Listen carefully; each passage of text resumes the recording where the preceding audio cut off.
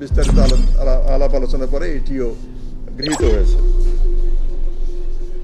আরেকটি বিষয় ছিল বিদ্যুৎ ও জ্বালানির দ্রুত সরবরাহ বৃদ্ধি বিশেষ বিধান আইন 2010, যেটা 2021 সালেও সংশোধিত হয়েছিল। সেটা রহিত করার একটা প্রস্তাব ছিল বিদ্যুৎ জ্বালানি ও খনিজ সম্পদ মন্ত্রণালয় থেকে। অনেক আলাপ আলোচনার পরে সেটিও গৃহীত হয়েছে।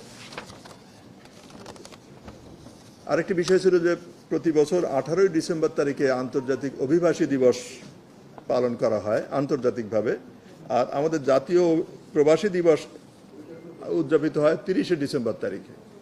তো একই বিষয়ে একই প্রতিপাদ্য নিয়ে আমাদের 12 দিন পর পর দুটো অনুষ্ঠান করা, এটার গুরুত্ব অনেক সময় কমে যায়। এই চিন্তা করে সিদ্ধান্ত হয়েছে, এটা প্রবাসী কল্যাণ মন্ত্রণালয় থেকে এই প্রস্তাব এসেছিল, সিদ্ধান্ত হয়েছে যে দুটোকে মার্চ করে আমরা 18 তারিখ, ডিসেম্বর মাসে 18 তারিখ প্রতি বছর